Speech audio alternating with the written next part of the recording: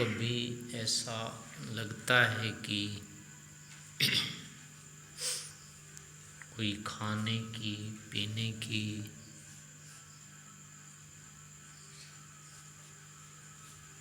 देखने की ऐसी चीज़ जिसके लिए कहा जाए कि जीवन भर नहीं, कभी नहीं इसका प्रयोग करना है, तो ऐसा स्वीकार होगा या नहीं होगा? हो जाएगा।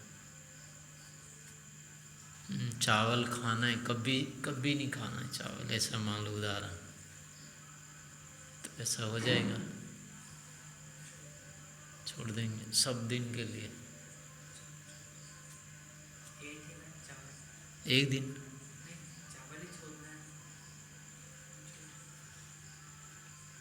ऐसी कोई चीज़ है जिसको तो नहीं छोड़ सकती किसी हालत में?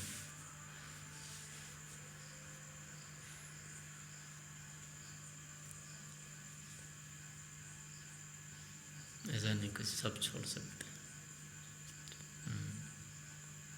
है कुछ ऐसा जिसको नहीं छोड़ सकते? छोड़ने में कुछ ऐसा है जिसको छोड़ सकते हैं? सब दिन के लिए, सृष्टि के बाद भी, प्रलय के बाद भी छोड़ सकते हैं? घी, दूध, मिठाई,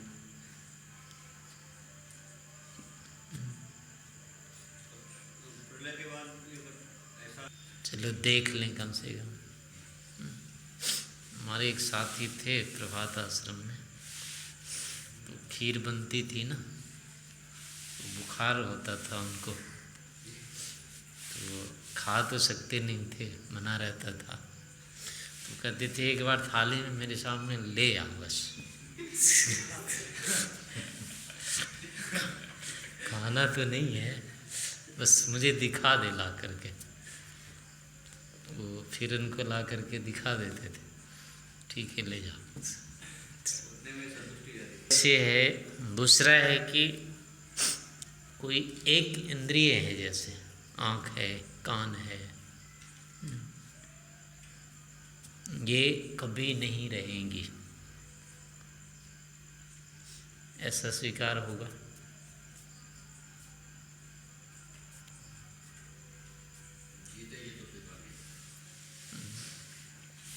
जीव नहीं रहे तो, पांचों नहीं रहे तब तो चल जाएगा। आँख, नाक, कान में से कोई इंद्रिय नहीं रहेगी, चलेगा?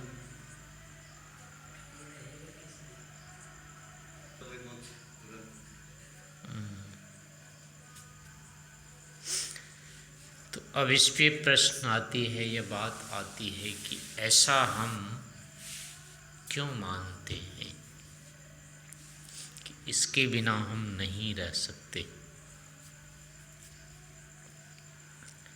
क्या आज तक कभी कोई चावल खा लिया आपने, खाया है?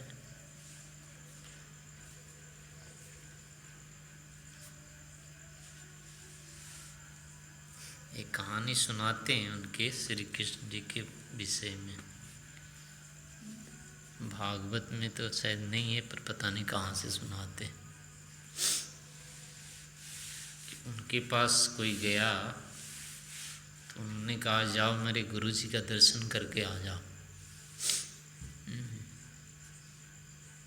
तो उन्होंने कहा क्या ले जाना है? उन्होंने कहा कि जो भी पूड़ी मिठाई जितने हो सकता है ले जाना, भर के थाली ले जाना। उनका गुरुजी वैसे हमारे कभी खाते नहीं हैं, पर ले जाना। आज तक उन्होंने खाया नहीं है, लेकिन ले जाना, खाली हाथ नहीं जाना। तो वो आदमी विचित्र है कि भाई वो खाता भी नहीं है, फिर ले जाने के लिए भी कहता है, क्या मतलब हुआ? चलो ले जाते हैं। तो ले गया और भारत थाली भर के ले गया, उस मिठाई जलेबी पेड़ा जो भी था। और गुरुजी के पास एक आदमी और बैठा था और उसकी आदि मतलब वो भी थाली भर के लाया हुआ लग रहा था और थाली दे रखा था गुरुजी को और आधा साफ हो गया था उसमें से। फिर गुरुजी ने कहा, लाया है क्या तू? ला, रख दे यहाँ पे। तो इसने ले जाके रख दिया। तो उसकी थाली भी समाप्त कर दी और इसकी भी थाली समाप्त कर दी। फिर इसको लगा कि तो विचित्र है भाई, ये क्या मतलब हुआ। उन्होंने तो कहा कि ये खाते ही नहीं हमारे गुरुजी। तो इससे रहा नहीं गया इसको, इसने बोल दिया कि गुरुजी उन्होंने तो ऐसा कहा था कि थाली भर के ले जाओ, हमारे गुरुजी खाते तो है नहीं कभी कुछ, ले जाना। लेकिन पर मैं तो देख रहा हूँ कि आपने तो खा लिया। तो गुरुजी ने कहा, किसने कहा कि मैंने खाया है? मैंने तो आज तक कभी खाया ही नहीं कुछ। कहा, ये कैसी बात हुई? कहा, अगर तुमको विश्वास नहीं है तो जाओ यमुना से पूछ लेना। अगर मैंने खाया होगा तो यमुना तुमको मतलब जाने नहीं देगी, बाढ़ का पानी उसमें भरा होगा। और अगर मैंने नहीं खाया होगा तो यमुना खाली हो जाएगी। यमुना में पानी भरा हुआ था उस समय, पानी का समय था। तो उन्होंने कहा, अगर मैंने खाया होगा तो यमुना तुमको जाने नहीं देगी, भरी रहेगी वो। और मैंने यदि नहीं खाया होगा तो उससे बताना मुझे रास्ता दे, तो वो रास्ता दे देगी।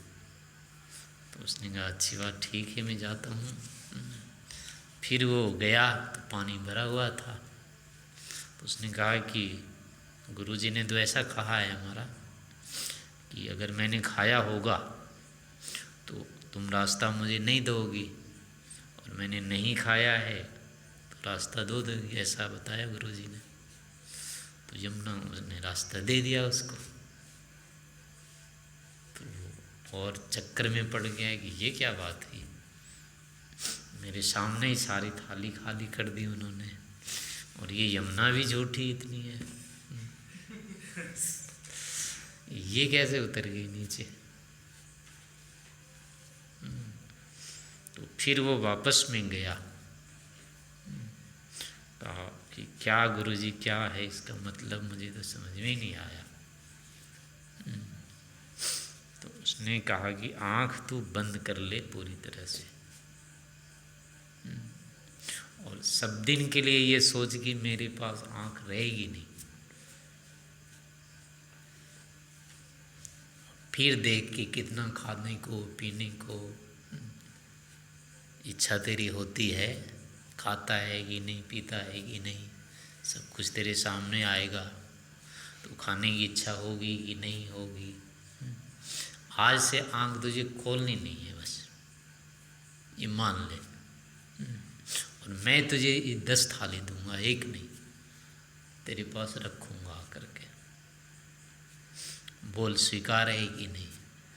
उसने कहा कि नहीं, मुझे 10 थाली नहीं चाहिए, मैं आँख बंद नहीं कर सकता। तो उन्होंने कहा, फिर तुझे समझ में नहीं आएगी ये चीज़। अगर तू इसे समझना चाहता है तो ये मान लेगी आज से तेरे पास आँख नहीं रहेगी। तो कहने का मतलब है, जब हम आत्मा को प्रधानता दें, स्वरूप को प्रधानता देते हैं, तो फिर किसी भोग के बारे में ऐसी इच्छा अनिवार्यता नहीं रहती अपने पास। और अर्थापत्ति से हुआ कि अगर भोगों में अनिवार्यता लग रही है,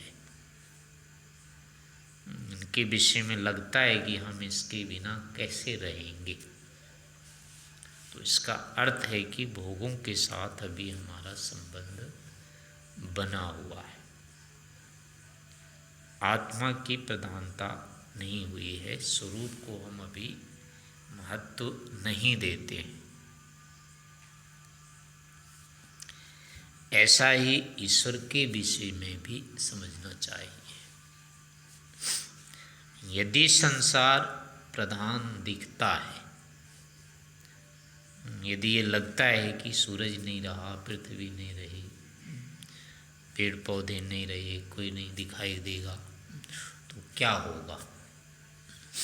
अगर ये प्रश्न भी आ रहा है मन में, ऐसा संशय भी यदि हो रहा है, तो इसका मतलब है कि अभी हम ईश्वर को नहीं मान रहे हैं, उसको महत्व नहीं दे रहे हैं, उसको प्रधानता नहीं दे रहे हैं। ईश्वर की यदि प्रधानता हो गई, उसको यदि हमने मान लिया, तो फिर उसी समय लग जाएगा कि ये रहे या नहीं रहे, इसका कोई अर्थ नहीं है। आपस में, परस्पर में, दोनों में विरोधाभास होता है। संसार का महत्व ईश्वर के महत्व को क्षीण करता है या दबा के रखता है, और ईश्वर का महत्व संसार को क्षीण करके या दबा करके रखता है। तो इस कारण से कौन सी बुद्धि अपनी चल रही है, वर्तमान में हमको किसकी प्रधानता प्रतीत हो रही है, इसके आधार पर मान सकते हैं कि अभी लोक हमारे लिए है या ईश्वर हमारे लिए हो गया। क्योंकि वस्तुतः जो है अपना जो स्वरूप है, अजो नित्य शाश्वतोयम पुराणो न हन्यते हन्यमाने शरीरे। नैनम क्या है, न जायते म्रियते वा विपश्चित, नायम कुतश्चित न बभूव कश्चित। यश्च एनम य एनम व्यक्ति हंतारम, यस्यैनम मन्यते हतम, उभौ तौ न बीजानीतो नायम हंति न हन्यते। जो इसको समझता है कि ये मर जाएगा, और जो ये समझता है कि इसको मार सकते हैं, तो दोनों ही इसको नहीं जानते हैं। क्योंकि वस्तुतः ये अज नित्य शाश्वत पुराण है, अजन्मा है, नित्य है, शाश्वत है, पुराना है, कभी भी ये जीता नहीं है, कभी भी ये मरता नहीं है, ऐसा यह तत्व है। तो अभिप्राय है कि बुद्धि की प्रधानता देखी जाती है, वस्तु तत्व तो जैसा है वैसा रहता ही है, लेकिन बुद्धि में इस तरह के परिणाम लाने पड़ते हैं। एक बार किसी न किसी को प्रधानता देनी पड़ती है। ईश्वर को प्रधानता देने के बाद ऐसा नहीं होता है कि संसार को पूरा उड़ा ही देते हैं।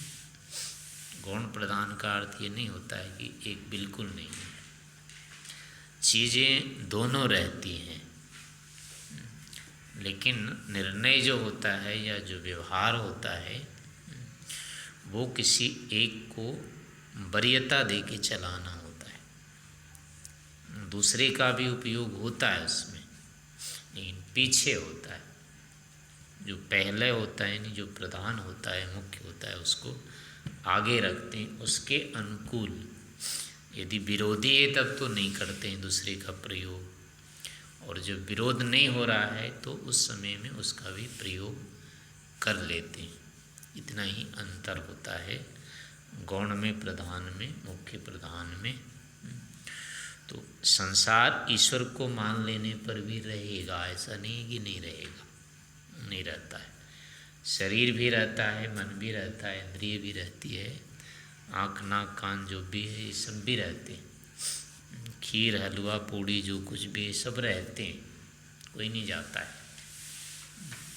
लेकिन ईश्वर की प्रधानता होने पर ये कभी सर्वोपरि नहीं होता है।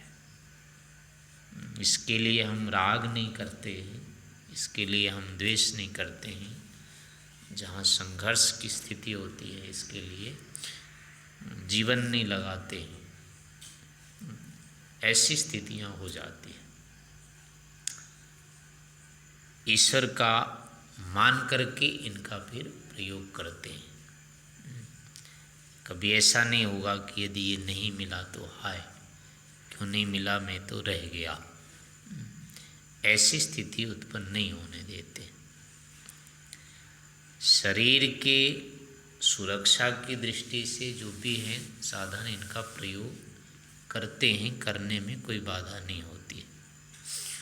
दूसरी बात है कि वस्तु का भी स्वरूप जानने की दृष्टि से भी अगर उसका प्रयोग किया जाता है तो उसमें भी कोई दोष नहीं होता है। दोष केवल ये होता है जब हम वस्तु को अपना स्वरूप बनाने के लिए प्रयोग करते हैं या करना चाहते हैं। अपना स्वरूप मानते हुए उसके छोड़ने में भय या कष्ट होता है, तो उस अवस्था में फिर वो वस्तु है ही है।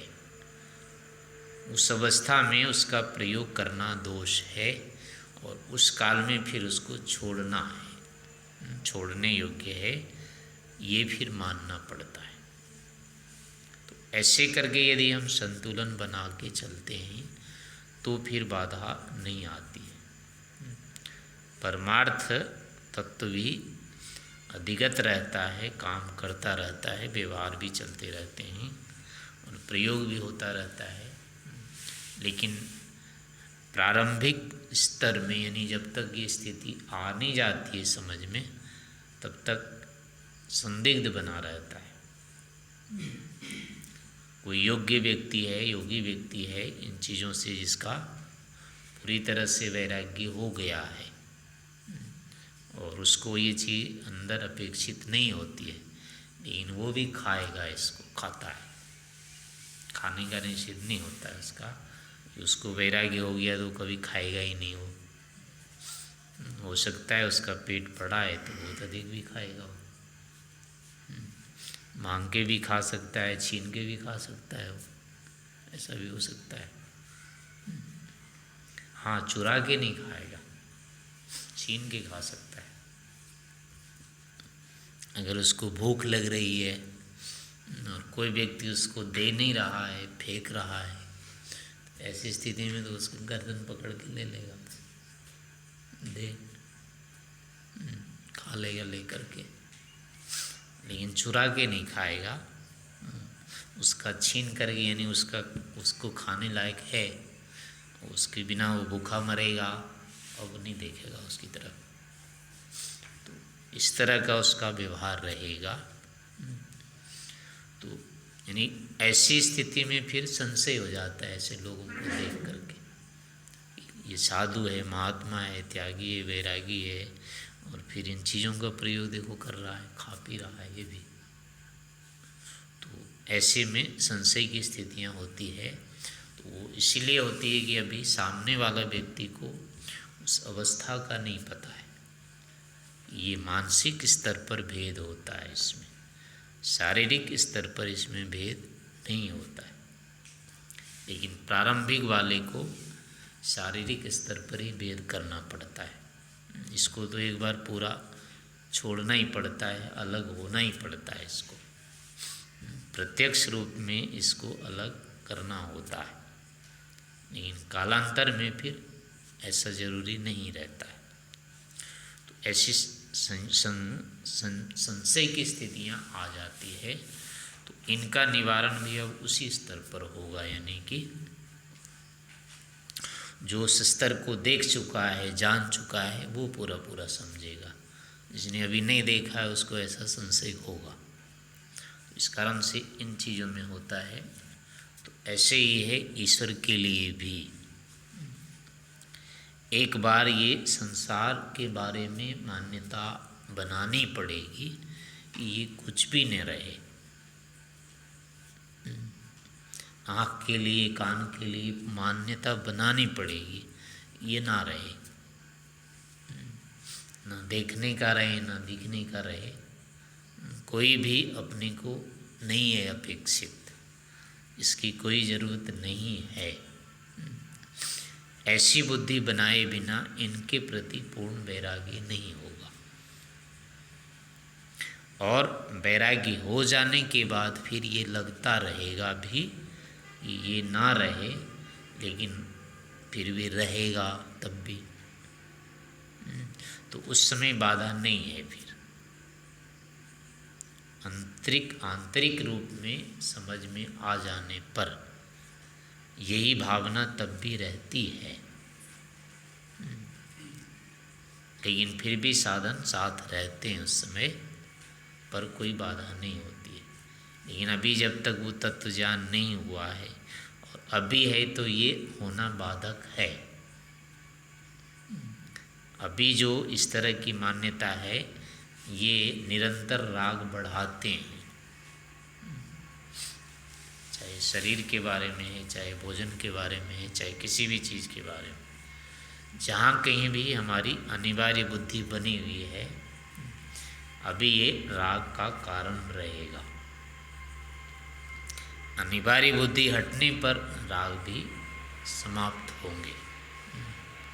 तो इस कारण से चूँकि कार्य जो है ये बुद्धि में करने का होता है, शारीरिक रूप में एकाएक नहीं करते हैं। आँख मुझे नहीं चाहिए, ये आँख फोड़ करके नहीं करना होता है। एक विद्वान ने फोड़ लिया था ना, पता है, उनका आँख की क्या ज़रूरत है, रूप तो बाधक होते हैं, राग बढ़ाते हैं, इससे तो इसी वासना बढ़ती है, उन्होंने आँख ही फोड़ ली। तो ऐसा नहीं होता है इसका अभिप्राय। बाहर से आँख नहीं फोड़ी जाती है, बुद्धि में फोड़ी जाती है। बुद्धि में मर कर के भी देखना होता है, मरना पड़ता है, साक्षात नहीं मरना होता है, लेकिन बुद्धि से मारना पड़ता है अपने को जरूर। ऐसे आँख के विषय में होता है, ऐसे कान के विषय में होगा, ऐसे पैर के विषय में होगा। सभी के लिए बौद्धिक रूप में ये चित्र यानी भावना लानी पड़ती है और बुद्धि में फिर वहाँ निर्णय करना होता है, मुझे इसकी अपेक्षा नहीं है। तो जब इससे निरपेक्ष हो जाते हैं, उसके उपरांत जो है अपना स्वरूप फिर सामने आता है और तब लगता है कि वस्तुतः हमको तो है ही नहीं इसकी अपेक्षा। दोनों का अस्तित्व स्वतंत्र होने के कारण कोई भी किसी के लिए नहीं है। जो भी है वो अपने स्वरूप से है, दूसरे के स्वरूप से कोई होता ही नहीं है। वैसे ही जैसे ऊंचा और नीचा, ये नीचा इसकी अपेक्षा से है या अपनी तरफ से है?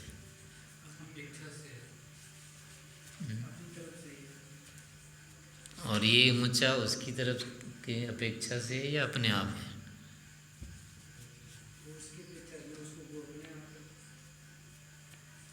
इसकी अपेक्षा से ये नीचे नहीं है या इसकी अपेक्षा से ये ऊंचा नहीं है?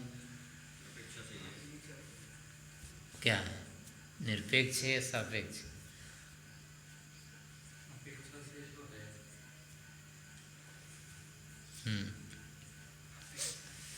नहीं, कोई भी किसी की अपेक्षा से नहीं होता है। मान लो इसकी अपेक्षा से ये ऊंचा है, तो वो नीचा किसकी अपेक्षा से है? ये तो अभी सिद्ध नहीं था, पहले तो उसको नीचा मान लिया आपने और वो मान रहे हैं, इसके कारण ये तो अभी सिद्ध ही नहीं था, ये तो उसके बाद हुआ, तो ये पहले कैसे हो गया? और अगर इसको पहले ऊंचा मान लिया तो उसकी अपेक्षा से फिर कैसे हुआ ये ऊंचा? ये तो पहले हो गया ऊंचा।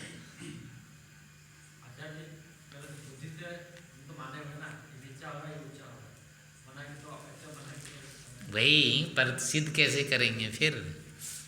अगर इसकी अपेक्षा वो नीचा है तो उसकी अपेक्षा फिर कैसे हुआ है? ये ऊंचा कैसे होगा? ये तो पहले ऊंचा हो गया। जो स्वरूप तो है उसका वो है, लेकिन ऊंचा नीचा तो किसी की अपेक्षा से ही होगा। नहीं, यही तो बताना वो होता है ना तत्व। फिर अन्योन्याश्रय दोष हो जाए, त्रित्राश्रय दोष कहते हैं इसको। अगर आपने पहले ऊंचा मान लिया है तभी तो उसका नीचा मान लें इसकी अपेक्षा से। तो अब उसकी अपेक्षा से ये ऊंचा नहीं हुआ, ये तो पहले हो गया। ऊंचा ही सिद्ध है, हाँ, वो तो पहले कर दिया आपने, तो उसकी अपेक्षा कैसे करेंगे? ये नीचा सिद्ध पहले से ही। हाँ, वो नीचा पहले से है, ये ऊंचा पहले, दोनों एक ही साथ है। मैंने सिद्ध है पहले से। ठीक। यानी इसका अपना स्वरूप है, उसका अपना स्वरूप है वो। तो इस कारण से कोई उसके कारण ये नहीं, ये अधिक है मिट्टी यहाँ, वहाँ कम मिट्टी है। तो पृथ्वी की तल की अपेक्षा से है दोनों। वहाँ कम मिट्टी होने से वो नीचे हो गया, अधिक होने से यहाँ ऊपर हो गया। ऐसे ये आपस में एक दूसरे के कारण से नहीं है। तो ऐसे ही होती हर चीज़ों की हो जाती है। कहने का मतलब होता है कोई भी दो चीज़ किसी की अपेक्षा से नहीं होती है। आत्मा की अपेक्षा से संसार नहीं है, संसार की अपेक्षा से आत्मा नहीं है। ये दोनों के अपने अपने स्वरूप हैं, अपने अस्तित्व से दोनों हैं। लेकिन लगता ऐसा ही है, बुद्धि में ऐसा होता है। तो इस बुद्धि को हटाना होता है, फिर उसको परमार्थ बुद्धि कहते हैं। तो प्रमाणों से फिर उसको जब हम ऐसा करते हैं तो वहाँ जा कर के फिर होगा कि हमने, हमारे लिए ये नहीं, हम इसके लिए नहीं। लेकिन चूँकि दोनों होते हैं और दोनों के गुणों में अंतर होता है, तो गुण में भेद होने के कारण, धर्म भेद होने के कारण से ऐसी स्थिति बन जाती है। तो ऐसे हम चूँकि इसको जानते हैं, जानने के कारण ये हमारा जे हो जाता है। स्वभावता नहीं है ये, इसको नहीं जानेंगे तो हम नहीं रहेंगे, या हम नहीं जानेंगे तो ये नहीं रहेगा। हम जान रहे हैं इसलिए ये लाल पीला है, ऐसा नहीं है। लाल पीला अपनी तरफ से है, ये इसके अपने कारण से होते हुए को हम जानते हैं, बस हमारे जानने के कारण ऐसा नहीं है ये। ऐसे ही हम इसको जान लेंगे तो हम क्या हो जाएंगे? जान लेने के बाद तृप्त तो हो जाते हैं, संतुष्ट तो हो जाते हैं हम, लेकिन नहीं जानने पर भी क्या होंगे? जिसका पता नहीं होता है उसके लिए हमको क्या होता है?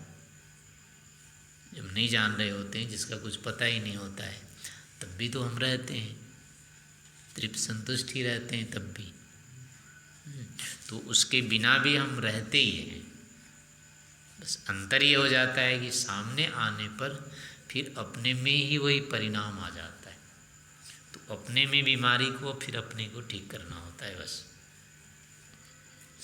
इनके कारण कुछ नहीं होता है, अपने कारण ऐसी स्थिति बन जाती है।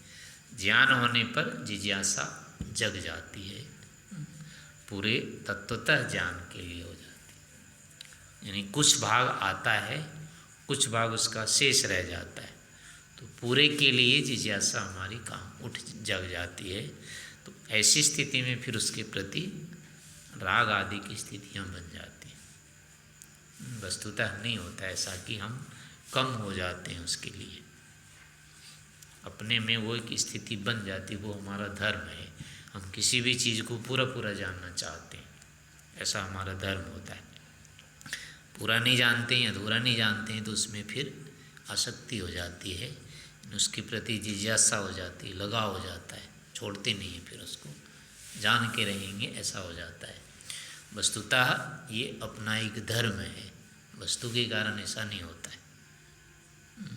तो ऐसे करके धीरे धीरे इन सभी चीज़ों का निदान करना पड़ता है, और अंततः जो होगा, जो भी द्रव्य जैसा है, उनके धर्मों के अनुसार संबंध होने पर वो परिणाम आएगा। तो ईश्वर के साथ भी हमारा यही है, ईश्वर का जो स्वरूप है, ज्ञान है, आनंद है और हमारा नियत संबंध है ईश्वर के साथ, तो उसके साथ रहते हैं तो ऐसी अनुभूति होने लगेगी और वो हमारी एक प्रकार की अपेक्षा भी कह देंगे और स्वाभाविक स्थिति भी है, क्योंकि ईश्वर के साथ हमारा नित्य संबंध है और वो सर्वाधिक अनुकूल है, जिस कारण से कहा जाता है उसके साथ रहना उचित है, उससे कट के रहना अनुचित है। प्रकृति के साथ ऐसी स्थिति नहीं, हमारी अनुकूलता नहीं है, इसलिए इससे अलग होना आवश्यक है, साथ रहना अनुचित है, ऐसा हो जाता है। तो इस रूप में हम सदैव अपनी जो अंतिम स्थिति क्या है, परमार्थ क्या है, उसको सामने लाने का प्रयास करते रहें।